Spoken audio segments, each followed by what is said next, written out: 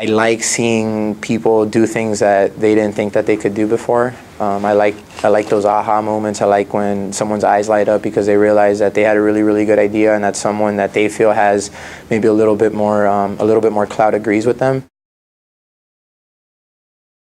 My first year of college, I went to UCLA, and I was working for a market research company, Nielsen, doing movie surveys over the phone. And it was a nice paycheck for a college student, but very, very quickly I decided that wasn't what I wanted to do. That summer, I found out that one of my friends was going back to the Y to work as a day camp counselor, and he told me that they had an opening. So I said, let's go for it, and I did, and I absolutely loved it. I worked with kids for the entire summer. I had never worked with kids before that, other than just seeing them around, and I always liked being around kids. And I decided I wanted a challenge. So I went to my executive director at the time, and I said, you know what, I need to do something different. And they put me in membership, and they gave me half of Healthy Lifestyles. So I was managing all of membership, all of our front desk, and acquisition and retention, and all these fancy words that I didn't know what they meant before. And at the same time, I was also working with our Healthy Lifestyles coaches. I always felt like I wanted the next challenge, and I knew that my goal was to be an executive director. While I was doing membership, I went to PMP in Boston a couple of years ago, and that kind of really made me realize that the Y could be a long-term career.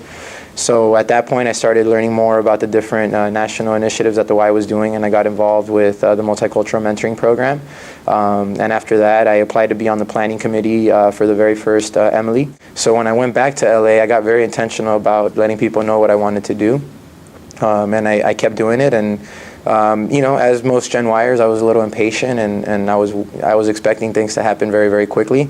But luckily, I had a very good mentor who made sure to bring me back to earth and kept me grounded and reminded me that even if a job isn't being handed over to you, there's still opportunities to succeed at the level that you're at. It took about a year, but eventually I got the position that I wanted, and now I'm an executive director at the High Ridge YMCA in Chicago. And today I'm 2 weeks and 3 days in. Just been trying to make myself visible, just trying to go out and walk the floor and do tours and introduce myself to members. I did step into a new budget as it was being presented, so other than meeting with my staff and trying to be visible at the Y, the other thing I had to work on was the budget. Over the last couple of weeks, I've also been spending a lot of time trying to understand that. You can understand numbers, and anyone can say 2 + 2 is 4, but if you don't understand the programs that carry over to the revenue and carry over to the expenses, then it doesn't mean anything. And I think that as an executive, you have to let the stories that are happening in all of the programs translate into success as far as numbers go. I feel that in order to get to our cause, we have to get out into the community and create those collaborations that are needed to produce relevant programming that'll get members of all, well, they're not members yet, but a community of all different backgrounds into the Y.